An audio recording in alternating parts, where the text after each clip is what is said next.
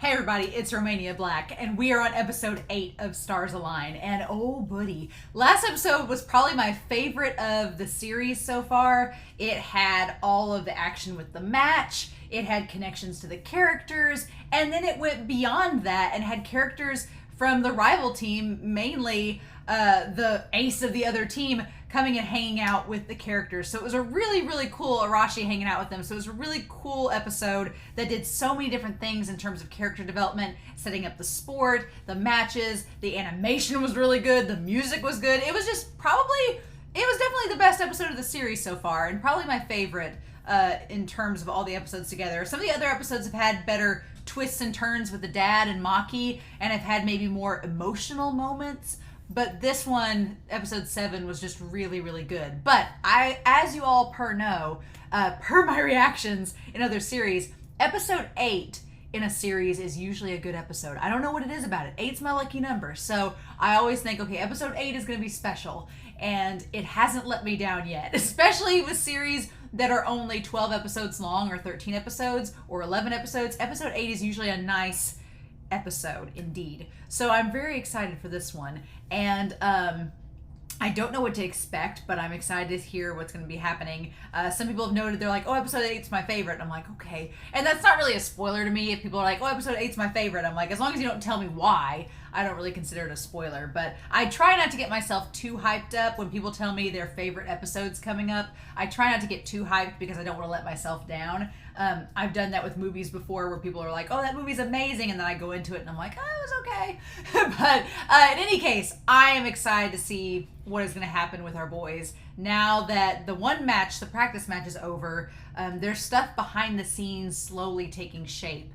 Not only with the student council, but apparently one of the parents is complaining about the practices that they're holding. And it just seems like the cards are stacked against our boys. Like, people just don't want this soft tennis club to exist. And I'm like, these boys are all coming at this sport and at this club from different stages and dealing with lots of psychological trauma, both with themselves and with the families and environments that surround them. So it's really imperative that there's a place that they can consider safe. And for a lot of them, it's this team, it's this club is their safe space. It's where they can go to and not feel the chaos of the world surrounding them. So the fact that people are trying to take that away from them is problematic. So with that being said, I am curious to know what we're getting into. So let's do this, shall we? We are going to start episode 8 of Stars Align. We're getting into the last part of the season. I'm not ready for that, but we're going to start that here in 3, 2, 1, let's go.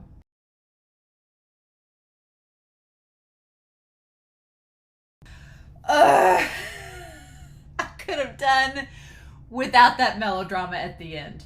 I'm just saying. I'm so torn because I think that episode 7 and this episode have been my favorite of the series so far for vastly different reasons, right? So episode 7 was such a feel-good sports anime, friendship nakama, feel-good cozy episode. And then this one is a slap to the face of reality.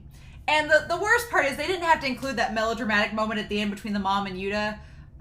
They didn't have to include that. They didn't because you know that's probably the scenario. That's probably how his parent feels anyway. So why'd you do that, show? Why are you doing that? As soon as we had an after credit scene, I'm like, okay, well, it's either gonna be something related to the plot or it's gonna be pain. And so this show chose violence. I haven't had a good cry like that watching an anime in quite a while, but I think this episode is one of my favorites because episode 7 is cozy. It gets to the friendship, the sports, like what you see on the surface of this show. And then this episode touches to the core of it, which is about these characters trying in the most formative stages of their youth to figure out their identity and their purpose and overcome. And it's not just that, because everybody, I feel like when you're in middle school, that's when you first start to get your identity sort of forming, right? I think middle school through high school, your identity starts to form. And then when you get into your 20s, you start to cement that, right? And there's still people that, you know, can be even older than that have no clue and haven't cemented that identity yet. That's fine. Everybody's different. But when you're in middle school and high school, you start to question those things and start to examine, you know, who am I? And start to wonder those things. And so for these characters, specifically the ones that we've followed so far, like Yuta and Maki and Toma and Now and Rintaro and Itsuki, for those characters specifically, they have extremely challenging home lives, extremely challenging personal lives. And so for them, forming an identity isn't just, you know, something that you're exploring. For them, it's very much like a matter of survival. It's them trying to find, like, Maki broke my heart. I'll get to that part. Maki broke my heart, being like, I'm just struggling to find a purpose of existence. And it's like, ugh. Just this motion. This episode got me so emotional. But Now, oh my God, Now, like, and you can see on the wall, because Now has been made up to be this dreamer character, that he's just, his head's off in the clouds. But we see in this episode right off the bat that that's not true at all. Now is not aloof at all. His aloofness is a reflex. It is a defensive mechanism that his mother is so critical and so pushy to him that his response is, well, then I'll just shove it all off and not worry about it and just leave me alone and just seem apathetic. But that's not the case. And the thing is, when you look at his bedroom here, I'm pausing the episode, that he has like the pictures of the fish and stuff, and he's got the tackle boxes. I like that every room we've seen so far of these characters, it's all their personalities. Like Toma has the dinosaurs, and Maki, we've got a little bit, Toma has the dinosaurs. Yuta, it's very pastel and very pretty. And with Now, you can see in the he has a poster on the wall of like the fishing, but over the top of it, he has a little tennis poster. So he cares about tennis. He really, that's, like we said at the beginning of the reaction, it's his comfort, his safe space. And that's so important to him. And the mom, if you're not from the United States, you may not know what the term Karen means, but when they talk about a helicopter parent in this show, I always think of, if you're from the US, the term for the helicopter parent, the nickname is often a Karen. That's like the nickname of that person. If your name is Karen, I'm sorry. The name is Karen has been ruined for a generation from being used for kids' names. But that's referring to, but she's someone that just complains about everything, and like them calling her the witch. But I just, the mom talking about cram school, it reminds me a little bit of Nagisa from Free, where the parents were like really focused on cram school and saying that the club was a waste of time and they weren't getting anything out of it. And she, you know, at first you think, okay, she's bringing up a good point that, yeah, in the past they didn't even look like they were trying and nothing was getting accomplished at practices. So from her perspective, you can see that she's like, well, why are you spending all this time for something that's not giving you anything back? But what she doesn't realize is that they have been, he says things are different now. They have been practicing. They have won, you know, matches, not the full games, but they have won matches. And I talked about at the end of episode 7, I was like, them going to that barbecue, it was funny because I thought that Arashi would point out that, why are you guys doing a barbecue? You didn't win anything. I thought he pointed out, but he didn't. He was very open-minded and okay with it. But it's the mom that points it out. She's like, this isn't, you didn't deserve it, basically. Even though it was something that was far beyond just a reward. It was more than that. But, and she even says not even your advisor took it seriously. So Taki hasn't been taking this seriously either until recently. And even the girls coach kind of brings that up at the end of this episode. But he's like, I'm trying, you know. But I love in this scene how everything is so grainy and muted and gray.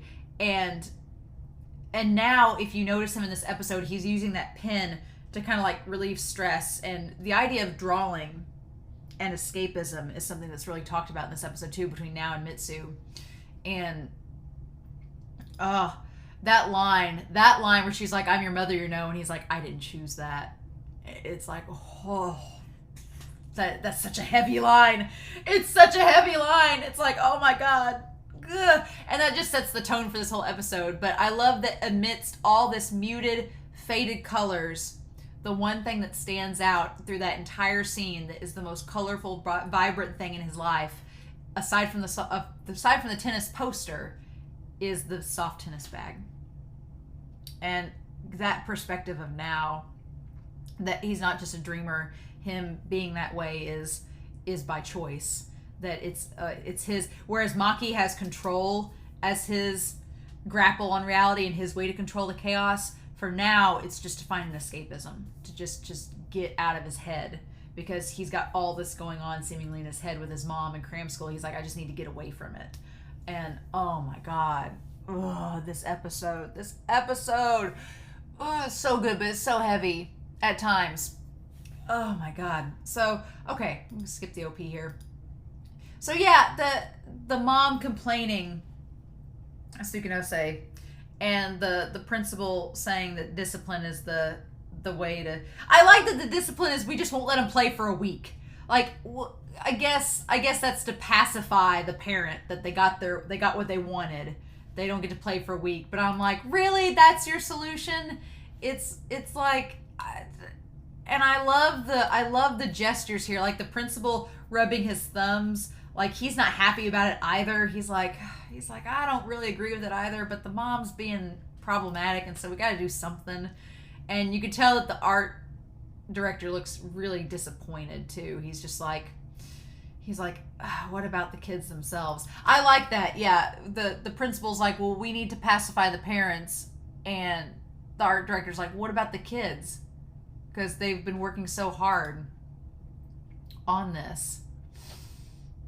I like Mitsu's just standing there in the background. And I like that they try to make the most out of it, though. Toma and them try to do a positive spin on it, where they're like, okay, look, if we can't practice for a week, let's do something. And then, of course, the art director's like, hey, guys, I know you must be feeling down, but here, we got the bracket and everything. And I love that Shingo comes in and he's like, give me the bracket! And they see the team that they're up against, and it's not the national champions Masaki, but it's someone with Joy, who is the lead, a star athlete. And he's in magazines. He's like in like a teen magazine, so it's like clearly he's like a local celebrity, which is interesting. I don't know what section of Japan this show takes place in, but if somebody's in a publication, they clearly have some kind of clout, right? And he's a big hit on social media. Nice Men's is the magazine.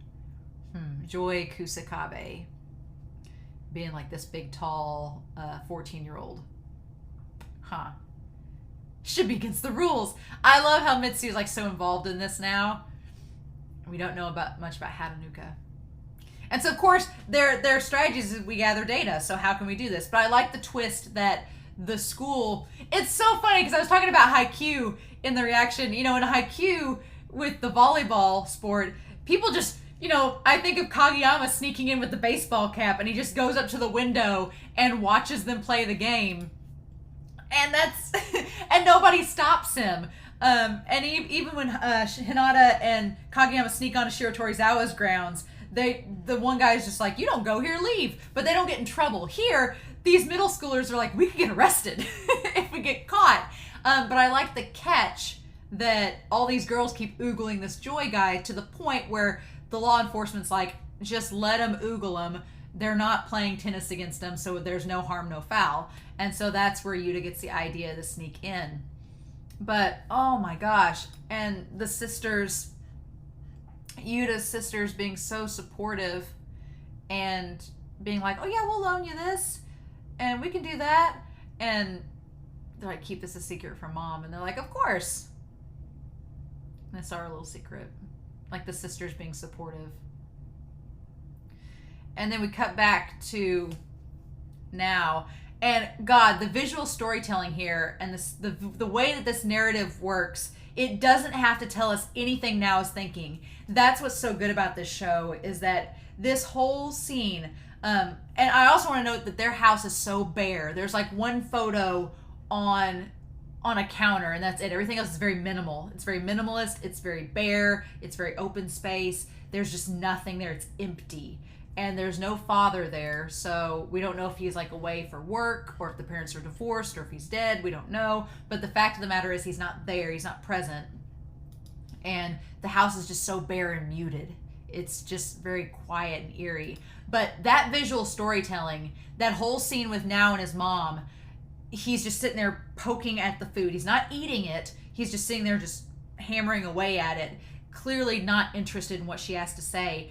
And she doesn't even notice. It's just over her head. She doesn't even get that he's not paying attention, that he's not eating, that he clearly doesn't care about what she has to say. She's just going on and on about these cram schools, and she's not noticing her son.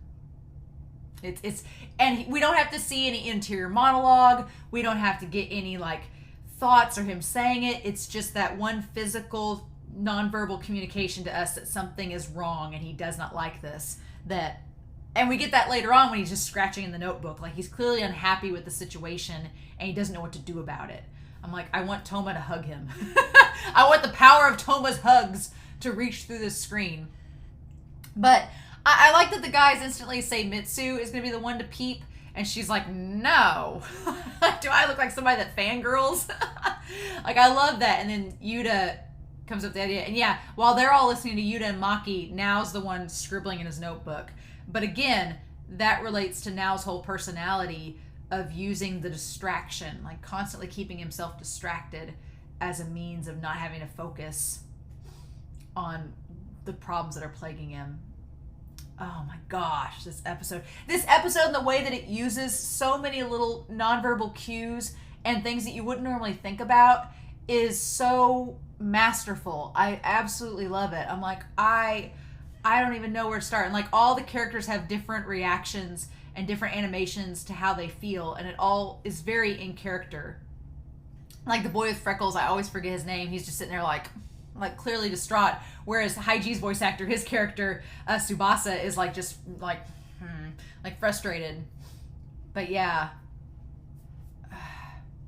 And then Toma being like, okay, we were gonna get caught unless we do something different.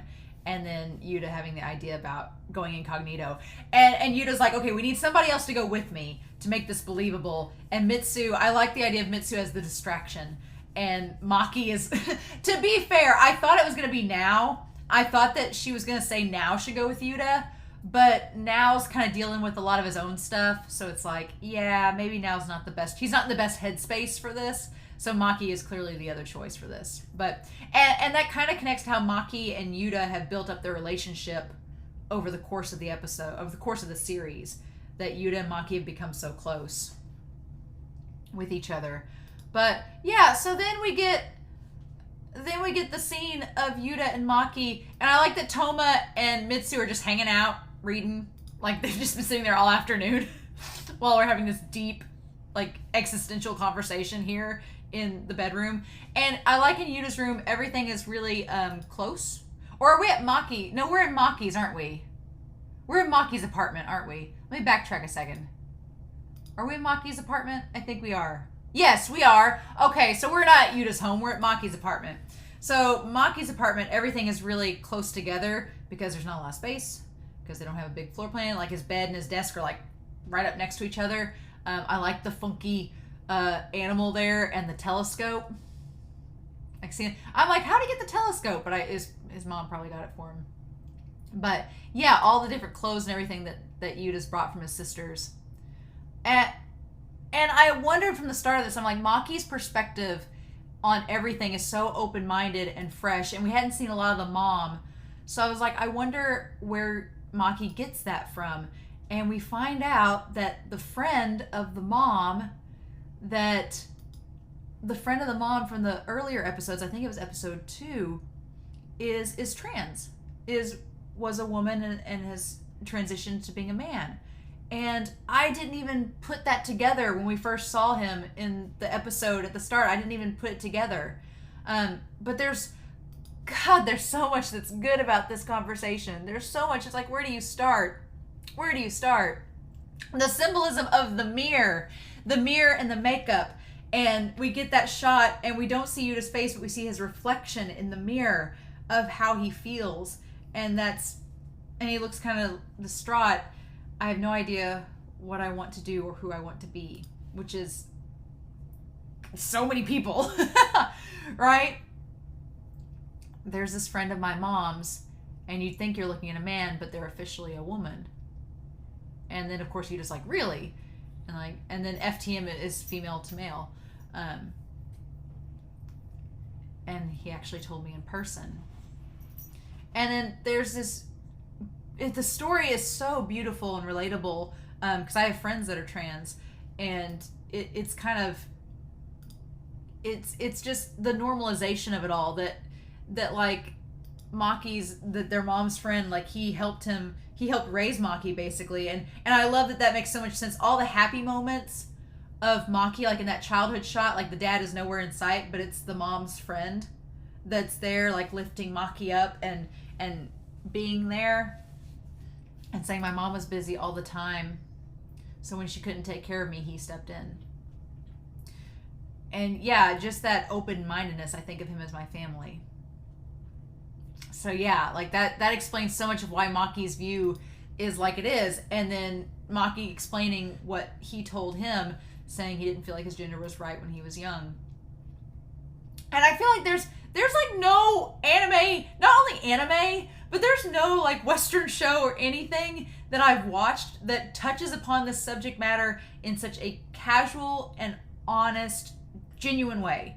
And this whole scene was like 3 minutes long, but it's something that you never see in media. And it just really hit me, because I have friends that have narratives similar to this, and hearing them talk about it and their experiences is so powerful. And just seeing this on display, I'm like, I just want to instantly like go show them this clip and be like, watch this, right? But yeah, it's, you start to form your identity in middle school and through high school, and that fear of acceptance. And there's a line in this, oh my gosh, I wanted to get to it, thinking that he was betraying their expectations and it would make them sad, and it agonized him. And I think that what he says here is, it's so, his own existence made him feel uneasy and alone, and he was scared of the future, so he couldn't bear it. And then here's the line, but after graduating school, moving out on his own. So what's so sad about this is that the parents of these kids, you know, you think of a parent-child relationship, your parents are supposed to be supportive and helping in that development. But for so many of these characters in this show, the parents are stifling their growth, or they're trying to steer their growth in a way that doesn't align, stars align, that doesn't align with that person's own feelings or how they truly feel inside. And so when Maki says, you know, my mom's friend, he didn't feel like everything was aligning and he was just trying to meet everybody else's expectations. But once they moved out on their own, then they were able to develop that life that they wanted to live for themselves. And I think that a lot of people, you know, when you talk about like it gets better and things like that, people always say, you know, high school can suck, middle school can suck, but you know, you just have to persevere and get through it, because once you're out on your own, then you can. I always tell students, because I have a lot of students and they'll get frustrated being in high school, and I always say, you know, in high school it's frustrating because you're kind of trapped in this unit, right? And you kind of have to suffer through it for 4 years. If you're I didn't have a bad high school experience. I had a really positive one, but I know people that had a bad high school experience. But then once you're out of that, you have a lot more freedom, so you can choose who you're around, you can choose what you do. And so like Maki's mom's friend was able to choose more of the preferences of their environment that allowed them to kind of cultivate and grow their identity. And the unease he always felt vanished, and the pain in his heart became a lot more bearable. So it's kind of like a light at the end of the tunnel sort of scenario, that even though these kids are suffering because their parents can be terrible, that there is something beyond that. They just got to get to that point. And I like that Maki says, I just can't relate to how that much feel, honestly. But I get times where I don't know the meaning of life too. So that's so important, because, you know, you don't have to relate 100% to the experiences of someone, but everyone goes through a period where you don't know what to think about yourself or about the world around you. So there is a similarity there. So even if you can't relate to someone, you can relate to that feeling of the unknown. right? And not understanding the meaning of life. So, oh my gosh, but it hit me.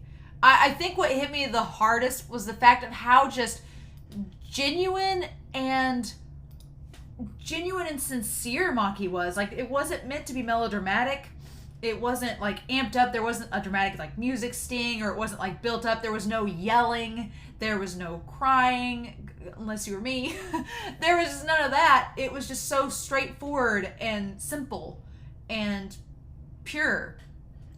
And like showing Yuta looking at the LGBTQIA book and thinking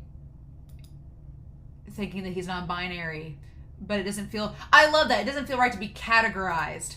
And this line is the whole thesis of the show, of the movie. The world always wants a decision one way or another. They want you to have to pick between this and that. It can't be gray. Like that God, that goes with so much. That goes with so much. That line, the world always wants a decision one way or another. That connects to everything in this show.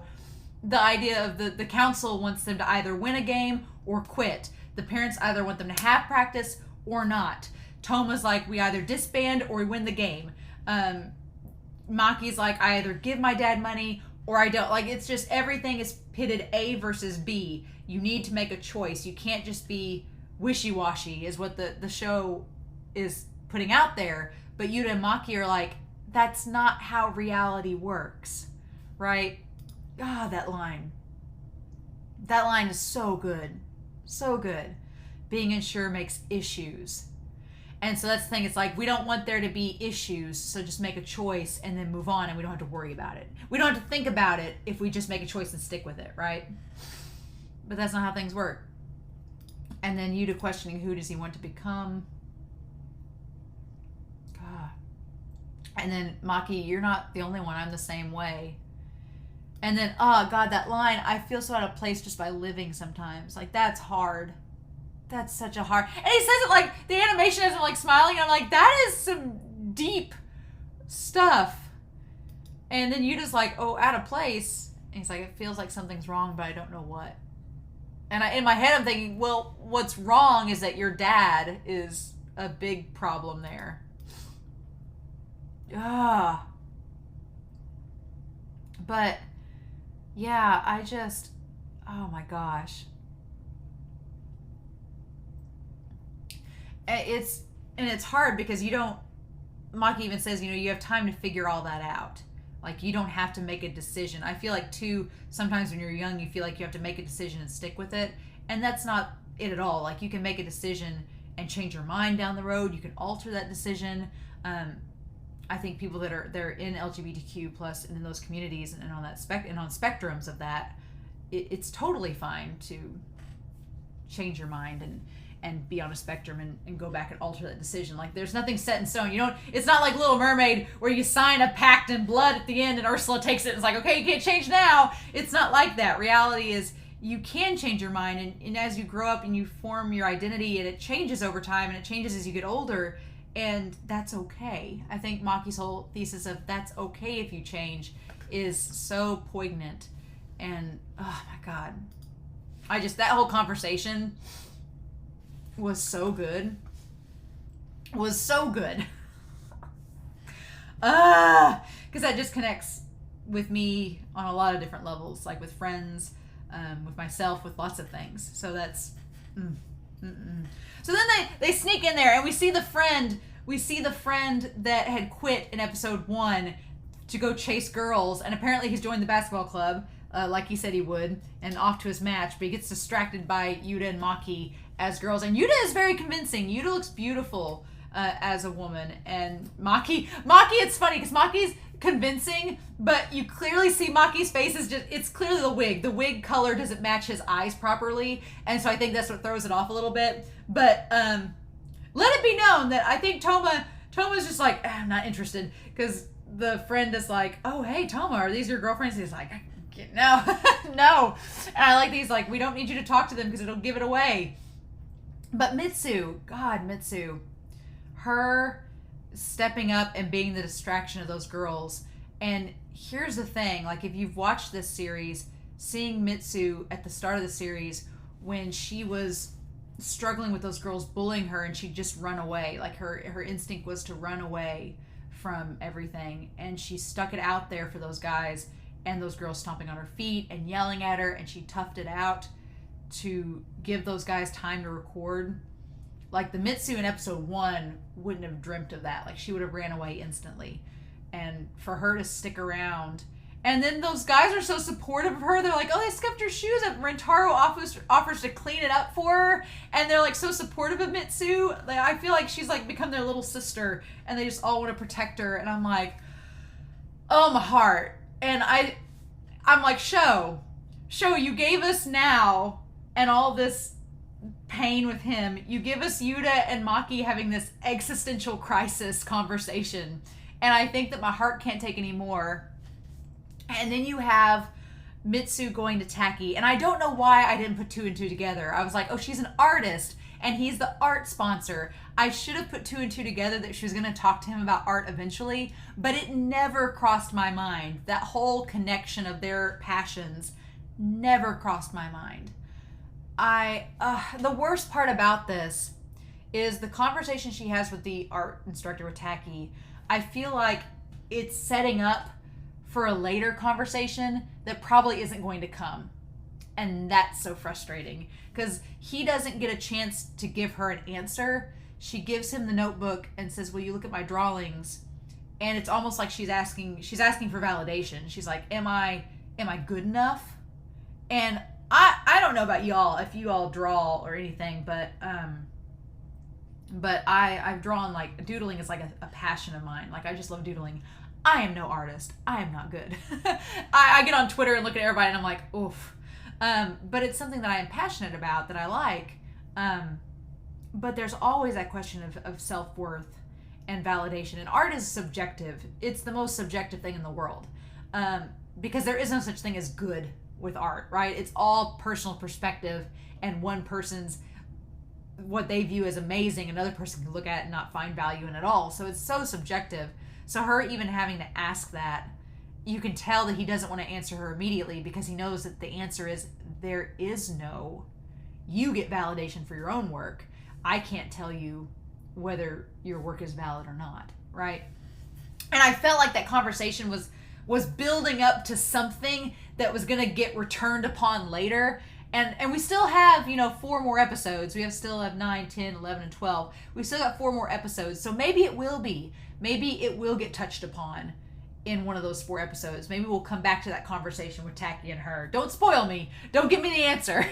But if we don't come back to this moment, I won't be surprised. Because it seems like the creator was leaving this question out in the open for Mitsu in her development. And just sitting it out there being like, okay, let's ponder this. And we'll come back later. And I feel like the art director is going to come back and answer that for her. And if he doesn't, I feel like it was saved for a later date. If the mangaka had been able to continue on with this show, I feel like it would be expanded upon later. But she's been sketching the team this whole time. My heart, like she's been doing little doodles of them. And that's the whole time that she's been sitting there drawing and in the ED and everything. And, oh God, and people, the idea of art having self-worth, like I feel like there's, especially in the humanities, like with theater and with art and with writing and things that like that have, usually people that do that have such a passion. And I feel like in some pockets of culture, those professions are looked down upon or considered noble professions or something, where it's like, if you're going to do a profession, do something you like, whether you make a lot of money or not, because money is expendable, but your self-worth and your own mental health is not. So oh my gosh, I could go into, like, I remember in grades when I was her age in the character in the show, I remember I had an English teacher that was like, you shouldn't doodle all the time. But for me, when I take notes and stuff, I doodle because it's a way for me to like focus. So I just connecting to so many things in this episode. Connecting to all the things, and it's so good. It's so good. But yeah, them getting ready for the match. their first matchup. I hope we at least get one match before the end of this season. I hope we do. I don't know if we will or not. But I hope we get at least to one match to see them face the Joy Kid, because they build that up. But oh my gosh. And then I don't know why the stupid mother have to come in at the end. I hate that. I hate it so much. I'm like, why'd we do that? Why'd she have to? I'm like, we don't. That's the stuff. Here's the thing. In a lot of Western media that I've seen, the upset parent that just can't handle that their child isn't meeting a socio-normative standard that's such the trope, right? That end reaction and end scene with the mom, that's what you expect out of a show that's touching upon issues like this. But what you don't expect is for these two characters, much like in episode 5, for these two characters, Yuta and Maki, to sit down and have a normal, genuine, heartfelt conversation that feels real. Like, that doesn't often happen in media. And so that whole scene was something special that I'm like, anybody needs to see. Because even if whether you're in the LGBTQ community or not, I think that everyone, because even Maki's like, I don't know what that personally feels like, but I know what it's like to question myself and my identity. And so I feel like everyone, regardless of whether you're in those spaces or not, everyone deals with that question of self at some point. Whether it's in middle school, high school, your 20s, your 30s, your 60s, whenever, you have that moment of questioning. And so for like a show geared for this audience to come out and just say it so plainly and so openly and honestly is stars align, dude. It's good. It's good. So we've gotten into Yuta's family and what the beef with his parents are. And thankfully his sisters are supportive, and he knows he has friends that are supportive now too. Because I think with that end scene, even with the mom reacting like she does, I feel like Yuta knows that that Maki has his back. So there's that's positive. So we have Yuta, we have Now, we know Itsuki, we know Rintaro, we know Maki. The only person we're not clear about and what their family dynamic dysfunction is Toma. And Toma so far has been kind of the backbone of all of this. Like, Maki's been the heart. Maki's been the stitching it all together. But Toma's been the backboard keeping it all straight up. Kind of like a racket, right? So Toma's been that racket, that iron anchor. And so I'm curious to know if in this season we'll get more with Toma. Don't spoil me. Don't spoil me, please. I hope we do. I hope we get to see at least Toma's perspective and what's going on with his mom, because his mom has beef with him. We don't know why. But this is a really good episode.